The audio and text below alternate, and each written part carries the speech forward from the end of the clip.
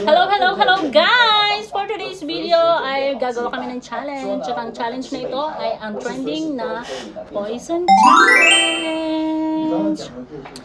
Here we go! In 3, 2, 1, go!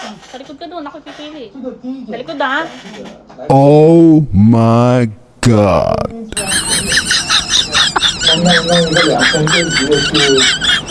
Ito siya guys. Ayan.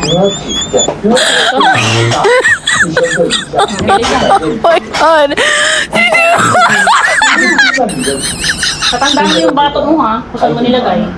追着他，还从他船尾边穿过，做一些很危险的。 Okay na? 后面一直跟踪。 Tanda mo na kung saan mo nilagay? Okay. Okay guys. It's lapang time na. 一直往下掉。对。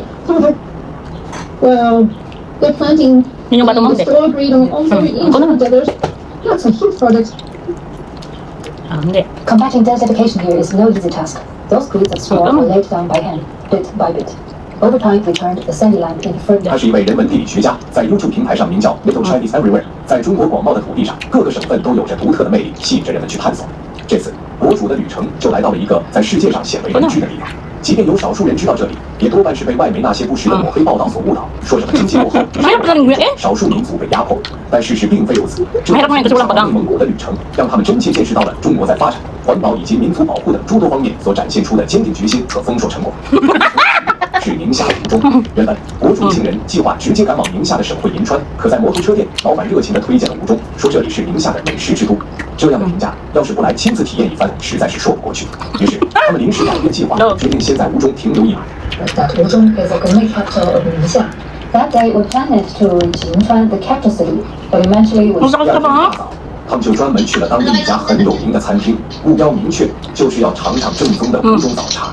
要知道，吴中可是宁夏唯一有着早茶文化的城市。对于这样特别的存在，他们早就按捺不住想要一探究竟的心情了。 Authentic Wuzhong 早茶。 Sasabihin mo pag nakain ko yung bato mo ha. In Ningxia that has this brunch culture. Malulunod ko naman, hindi ko na masyado naumuya. 你好，下一个这个。到了餐厅，博主一下子点了满满一桌子菜，光是主打的烤鹅、牛肉、蒸饺就已经让人看得眼花缭乱。除此之外，还有烤鸭。 Hindi ko pa nga nakain. 又带着些许西域的特色。 Hindi ko pa nakain, nag-react na siya. 文化在这里。 Nabalinan mo na, hindi mo na pwede pa rin. 也十分亲密。他们点了5道菜，分下来共才106元。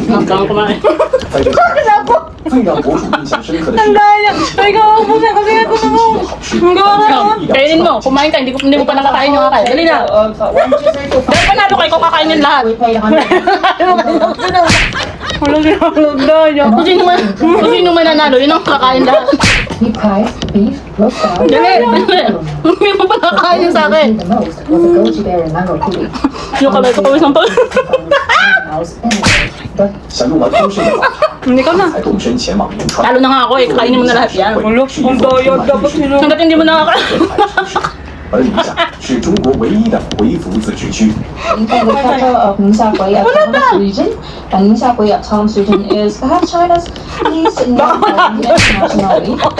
It's also China's only Hui Autonomous Hindi ko tinanggal. 中国56个民族之一，在全国大约1100万人。这个民族有着十分深厚的历史背景，他们的祖先可以追溯到唐朝时期。但是，和阿拉伯的商人沿着丝绸之路来到这里，之后中国 Kaya dapat ikaw kumakain kasi ikaw talo eh. 到了元朝，又有不少 Hindi ko dapat kumakain kasi ikaw panalo. Moment na tinapang isa, huwag ka naman iyak. 回族聚居地的区域。中国一直以来都十分重视各民族的 Kaya God, kaya God. Siya na nga yung talo, siya pa yung God. 各民族在这片土地上结构发展。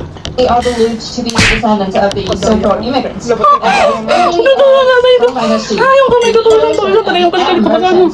along the Silk Road, the immigrants were there, so that their ancestors and also during Yuan Dynasty, during the expansion of the Mongolian Empire, A big Marunong ko na Muslim i-invite mo. community from Central Asia also came to this area. 丝绸之路不仅带来了中亚文明，还带来了伊斯兰和佛教文化以及先进的农业和酿造技术。如今，宁夏的贺兰山，干燥的气候以及较大的昼夜温差， Ito mo pati ganito ko pawisan, oh. 有名的 Madaya siya, guys. 被誉为东方的波尔多。 Ito lang yung